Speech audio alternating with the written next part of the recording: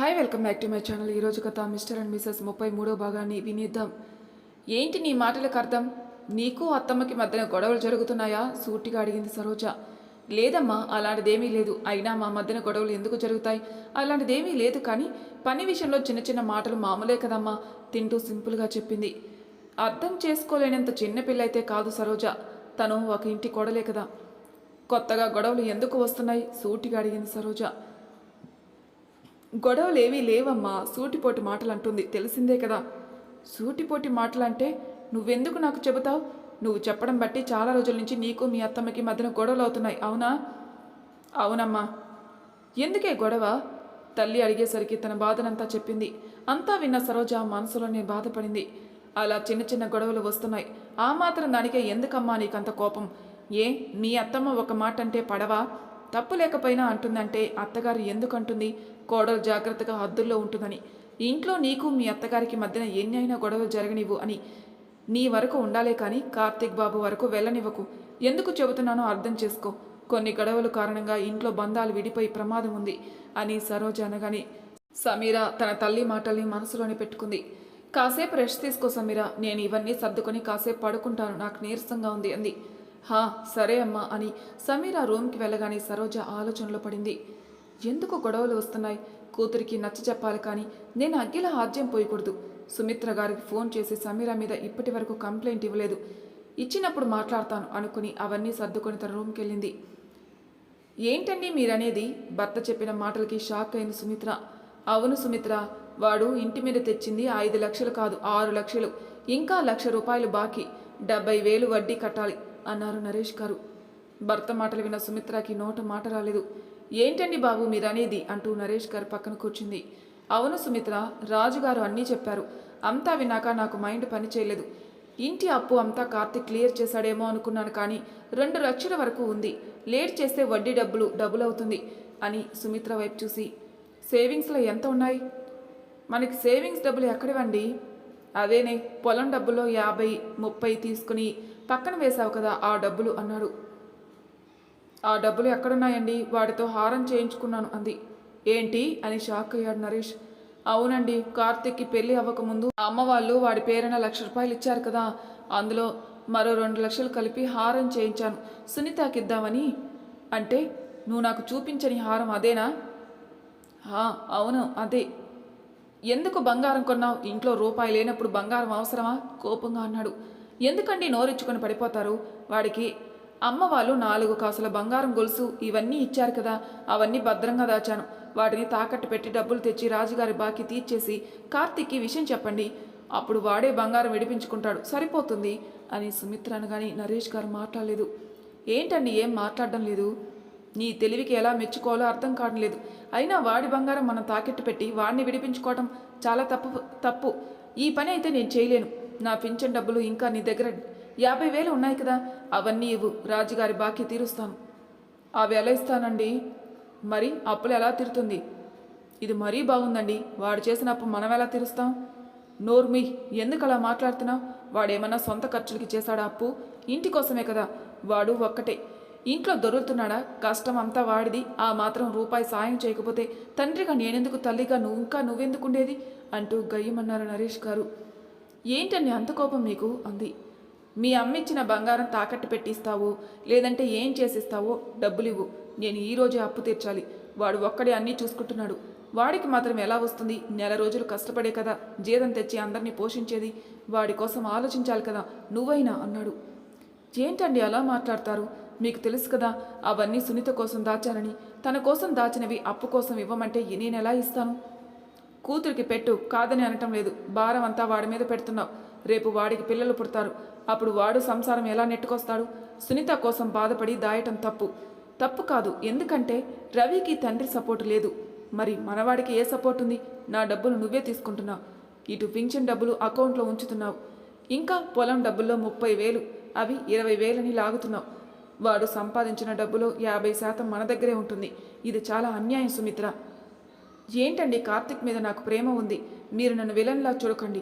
నేనేం చేసినా అంతా ఆలోచించే చేస్తాను. నా దగ్గర 1,50,000 ఉన్నాయి. 1,00,000 ఇస్తాను. మిగిలినవి మీరే ఎక్కడైనా చూసుకొని బాకీ తీర్చండి అంది. ఎక్కడ చూడాలి?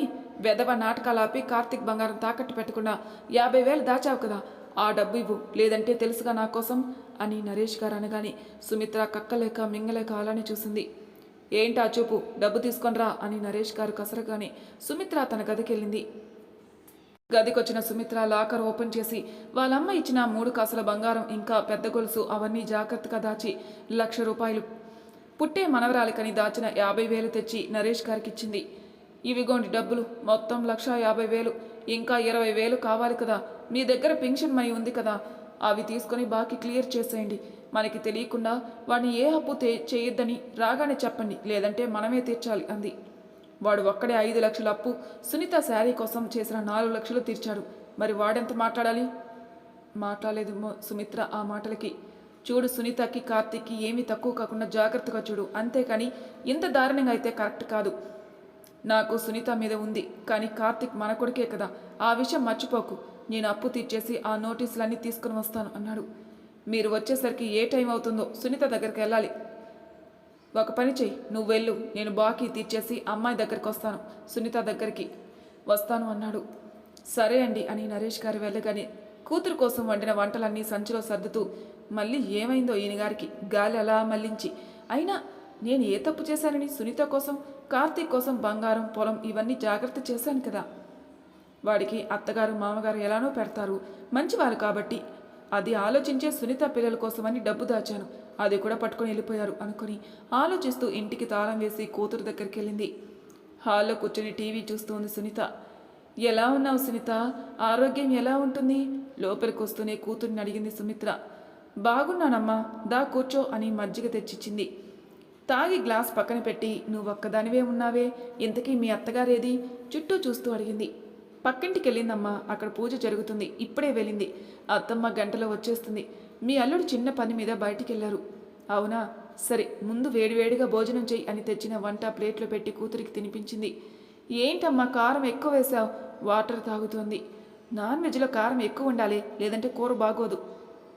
నీ మీద సమీరానే నయం, వెజ్ వంటలు నాన్ వెజ్ వంటలు అన్నీ బాగా చేసి తెచ్చిపెట్టింది. ఎందుకు పెట్టదు? తెచ్చిపెట్టేది అన్నయ్య, సోక్ చేసేది ఆవిడ కదా, ఎన్నైనా వండి పెడుతుంది మూతి తిప్పుతూ అంది.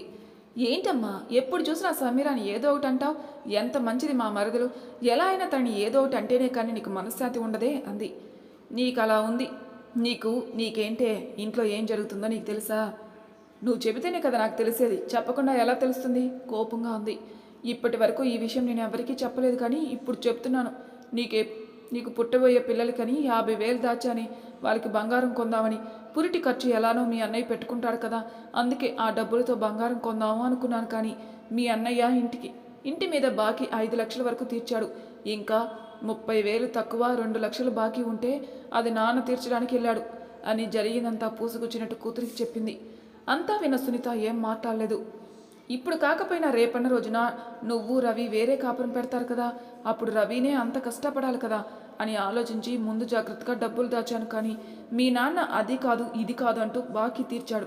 ఏం చేయను, గొడవ పడడం ఇష్టం లేక దాచిందంతా ఇచ్చేశాను. సునీత ఆలోచనలన్నీ పక్కన పెట్టి, ఇప్పుడు కాకపోయినా రేపన్న రోజున కొందువులే అమ్మా, ఆ మాత్రం దానికి గొడవ ఎందుకు? ఏమన్నా మాట్లాడుతుంటే మీ నాన్న నిన్ను ఒకలా తమ్ముడిని ఒకలా చూస్తున్నాను అంటున్నాడే, నేనెందుకు అలా చూస్తాను? ఒక రకంగా తమ్ముడు మంచి కుటుంబంలోనే కదా పడ్డాడు. సమీర వాళ్ళ అమ్మ నాన్న పెట్టిపోతల దగ్గర భారీగానే పెడతారు, వాడికి ఏ లోటు ఉండదని ఆలోచించి నేను ఇలా చేస్తే మీ నాన్న వేరే రకంగా అర్థం చేసుకున్నాడు. ఇంక ఏం చేయను చెప్పు? సర్లే అమ్మా, పుట్టాక ఏదో రకంగా కొంటావులే కదా బంగారం, ఆ మాత్రం దానికి ఎందుకంత గొడవ? నీ ముఖమే, అప్పుడు కొనాలన్నా మీ తమ్ముడివే కదా అడగాలి, నీకు తెలిసిందే కదా వాడికి రూపాయి కూడా లెక్క అని. ఒక అగ్గిపులని 4 బద్దలు చేసి వాడే రకం, అప్పుడు బంగారానికి డబ్బులు ఎలా ఇస్తాడు? మీ అత్తగారి చేత నువ్వు మాటలు పడాలి కదా, అదే నా బాధ అంది. మాట్లాడలేదు సునీత, తన ఆలోచనలు తను ఉంది. కాసేపటికి నరేష్ గారు రావడంతో టాపిక్ డైవర్ట్ చేసి మామూలుగా మాట్లాడుకున్నారు. మంగాదేవి వచ్చే వరకు ఉండి ఆవిడ్ని పలకరించి ఇంటికెళ్లారు. సునీత, ఏంటత్తమ్మా భోజనం చేశావా? చేశానత్తమ్మా, అమ్మే తినిపించింది. ముందు మీ ఆయనకి ఫోన్ చేయి, వాడు ఎక్కడున్నాడో తెలుసుకో, మధ్యాహ్నం అయినా ఇంకా ఇంటికి రాలేదు. సరే అత్తమ్మా అని ఆలోచిస్తూ తన గదికెళ్ళింది. ఇదేంటి మౌనంగా ఉంది? దీని అమ్మ మళ్ళీ ఏం నూరు పోసిందో ఏదో ఏదో చెప్పే ఉంటుంది, లేకపోతే ఈ తెంగరది ఎందుకు అలా ఉంటుంది అనుకుని ఆకలిగా ఉండడంతో గబగబా ప్లేట్లో బిర్యానీ కూరలు వేసుకుని ముద్ద పెట్టుకుంది. దీనికి ఏం పోయే కాలం, కారం ఎక్కువ వేసేసింది, తింటే చస్తాను అనుకుని పెరుగొనం వేసుకొని తింది. ఇంత ఘాటుగా కారంగా ఉంటే రవి తినడే, వాడికి ఏదో ఒకటి వండాలి. కోడలు వచ్చింది కదా, వంటలు మర్చిపోయినట్టుంది మా చిన్నపిల్ల అనుకుని రవికి కోడిగుడ్లు ఉంటే పులుసు పెట్టింది. ఏంటత్తమ్మా ఇప్పుడు ఏం వండుతున్నావు అంటూ రూమ్ నుంచి బయటకు వచ్చింది సునీత. వంటలు బాగలేదు కదా అమ్మా, నువ్వు సరిగా తిని ఉండవు, నీకు రవికి గుడ్లుంటే కాస్త ఎండ్రోయిలు వేసి పులుసు పెడుతున్నాను అని మంగాదేవి అనగాని సునీత ఏం మాట్లాడలేదు. నైట్ 7 గంటలకి ఇంటికి వచ్చారు కార్తీక్ ఇంకా మోహన్ గారు. కార్తీక్ రాగానే ఫ్రెష్ అయ్యి కాస్త భోజనం చేసి టెర్రస్ పైకి వచ్చి కూర్చున్నాడు. ఫ్రెండ్స్ దగ్గర నుంచి అప్పుడే ఇంటికి వచ్చింది సమీర. అమ్మా ఆయన వచ్చారా, లోపలికి వస్తేనే అడిగింది. హా, ఇప్పుడే భోజనం చేసి టెర్రస్ పైకి వెళ్ళారు అల్లుడు గారు. అవునా, నాన్నేరి స్నానం చేస్తున్నారా? సరే అమ్మా, ఆయన దగ్గరికి వెళ్తాను అని ఫ్రెష్ అయ్యి టెర్రస్ పైకి వచ్చింది. చాపపై పడుకుని ఆకాశం వైపే చూస్తున్నాడు కార్తీక్. కార్తీక్ పొద్దుననగా వెళ్ళి ఇప్పుడా వచ్చేది, అతని పక్కన కూర్చుంటూ అంది. ఏం చేయను శ్రీమతి, తీసుకుని వెళ్ళింది మావయ్య గారు కదా, అందుకే లేట్ అయింది అంటూ సమీర ఒడిలో తల పెట్టుకున్నాడు. అసలు ఎక్కడికి వెళ్ళారు ఇద్దరు, కనీసం మాటైనా చెప్పలేదు. కారు కొనడానికి బయటికి తీసుకుని వెళ్ళారు మావయ్య గారు. ఏంటి అని షాక్ అయింది సమీర. హా అవును అంటూ సమీర చేతిని పట్టుకుని కారు అయితే బాగుంది, తీసుకున్నారు మావయ్య గారు. ఎప్పుడు, ఎలా, అసలు కారు ఎక్కడుంది? 1.25 లక్ష ప్రశ్నలు వేసింది సమీర. కంగారు పడుకు, మనీ పే చేశారు, కారు తీసుకుని వచ్చేద్దామన్నారు మావయ్య గారు, కానీ నేనే వద్దన్నాను. ఎందుకు వద్దన్నావు? మనం ఇక్కడి నుంచి కారు తీసుకుని వెళ్ళడం కరెక్ట్ కాదు, మావయ్య గారిని ఇంటికి కారులో రమ్మని చెప్పాను. ఎందుకు కార్తీక్ అలా? అత్తమ్మ మామయ్య ఎంత పెడుతున్నారో చుట్టుపక్కల వాళ్ళకి కూడా తెలియాలి కదా. అంటే నీ ఉద్దేశం? నీకు ముందు ముందు అర్థమవుతుందిలే అన్నాడు. అవసరమా? ఇప్పటికే అత్తమ్మ చూసావు కదా ఎలా మాట్లాడుతుందో, ఈ టైంలో గొడవలు ఇంకా ఎక్కువ అవుతాయి.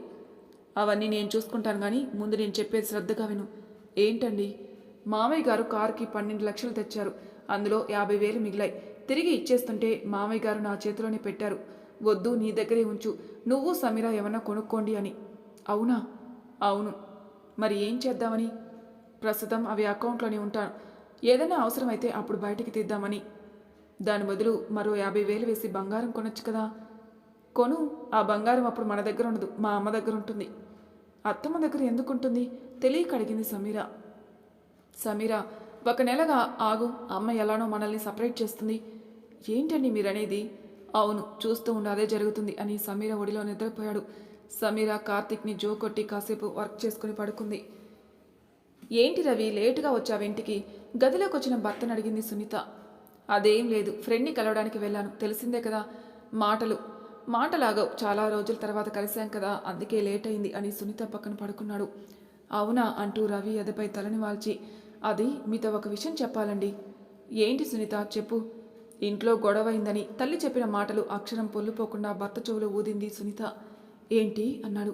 అవునండి, అమ్మ మనకి పుట్టే పిల్లల కోసం ఎంత బాగా ఆలోచిస్తుంది, మనకు మాత్రం ఎవరున్నారండి, సాయం చేసేవాళ్ళు, మీరే కష్టపడాలి కదా, పైగా అత్తమ్మ తరపున మనకి ఎలానో కలిసి రాదు కదా అంది. ఎందుకు కలిసి రాదు అలా అంటున్నావు? ఈ రోజున నువ్వు ఆరోగ్యంగా ఉన్నావంటే అందుకు కారణం మా అమ్మే. నీ పని నువ్వు చేసుకోలేనంత నీరసంగా ఉంటున్నావు, కానీ మా అమ్మ విసుక్కోకుండా నీకన్నీ చేసి పెడుతుంది. ఈ రోజులో ఎవరు చేస్తారు అలాంటి సేవలు? నువ్వు ఆ విషయం గుర్తుపెట్టుకొని మాట్లాడు. మీ అమ్మ సేవలు చేయటం లేదని నేను అనలేదు కదా, గారాభంగా అంది. చూడు, మీ అమ్మ చెప్పిన మాటలు బుర్రలో పెట్టుకుని వేరే కాపురం అన్న ఆలోచన అయితే మనసులో అస్సలు రానివ్వకు. మా నాన్న పచ్చి తాగుబోతు, ఒక రకంగా నా దృష్టిలో తండ్రి లేడు. నాకు తండ్రి అయినా తల్లి అయినా అన్నీ మా అమ్మే. మా నాన్న నన్ను మా అమ్మని ఎన్ని హింసలు పెట్టాడో నాకు తెలుసు, అందుకే చేసిన పాపానికి ఇప్పుడు శిక్ష అనుభవించుకుంటున్నాడు. ఎవరు అడిగినా అమ్మ భర్త ఉన్నాడని చెబుతుంది, ఎందుకంటే ఎవరికి లోకో అవ్వకూడదని. వేరే కాపురం, డబ్బులు, బంగారం ఇలాంటి కోరికలు నీ మనసులో కలిగితే ఇప్పుడే వాటిని తుడిచేసాయి. అయినా మీ అమ్మకి మాత్రం బుద్ధి లేదా? ఎవరైనా అందరం కలిసి ఉంటారు అని ఆశిస్తారు. మీ అమ్మ ఏంటే వేరే కాపురం అంటూ ఉచిత సలహాలు ఇస్తుంది. అదేంటండి మా అమ్మని అలా అంటారు? ఇప్పుడు కాకపోయినా రేపన్న రోజునైనా పెట్టాలి కదా. పిల్లల భవిష్యత్తు ఏంటి? మా అమ్మ నాన్న ఉన్నప్పుడే కదా మనం అన్నీ చక్కదిద్దుకోవాలి అంది. మనకిప్పుడు ఏం తక్కువ వచ్చిందని? ఇల్లుంది, మీ నాన్నగారు ఇచ్చిన 5 ఎకరాల పొలం ఉంది, అమ్మ కొన్న 10 సెంట్లు సైట్ ఉంది, ఇంకా 2 ఎకరాల పొలం ఉంది, ఇంట్లో బంగారం అన్నీ ఉన్నాయి. పిల్లలు ఎంతమంది పుట్టినా నాకు ఎటువంటి బెంగలేదు. నేను చాలా ధైర్యంగా ఉంటాను. మీ పుట్టింటి వాళ్ళ మీద నేను అస్సలు ఆధారపడను. నా రెక్క కాలు బాగున్నంత వరకు నీకు పిల్లలకి ఏమీ తక్కువ కాకుండా ఉన్నంతలో బాగా చూసుకుంటాను, అర్థమైందా? రవి మాటలకి సునీత కిక్కురు మనకుండా సైలెంట్గా ఉండిపోయింది. ఇప్పుడే చెబుతున్నాను, మీ అమ్మ చెప్పిన మాటలు విను, కాదని అనటం లేదు. కానీ చెడుని వదిలిపెట్టి మంచిని ఎందుకో ఎంచుకో, లేదంటే నీకు నాకు మధ్యన దూరం పెరుగుతుంది, అర్థమైందా? నేనెందుకు మా అమ్మ మాటలు వింటానండి, మీ మీ మాటలే వింటాను. కానీ అని రవి ఎదపై తలని వాల్చి, బాబోయ్, వేరే కాపురం మాట అంటేనే ఎంత కోపంగా మాట్లాడాడే, నిజంగానే నేను పట్టుదల పెడితే నాకు డైవర్స్ ఇచ్చినా ఇస్తాడు అనుకుని కుదురుగా పడుకుంది సునీత. రవి మాత్రం సునీత మాటలకి ఆలోచిస్తూ ఎప్పటికో నిద్రలోకి జారుకున్నాడు. మరి తర్వాయి భాగంలో ఏం జరుగుతుందో నెక్స్ట్ ఎపిసోడ్లో తెలుసుకుందాం. అంతవరకు నా ఛానల్ సబ్స్క్రైబ్ చేయని వాళ్ళు ప్లీజ్ సబ్స్క్రైబ్ చేసుకోండి, లైక్ చేసి షేర్ చేయండి, మీ అభిప్రాయాలను కామెంట్ రూపంలో తెలియజేయండి. Thank you for listening.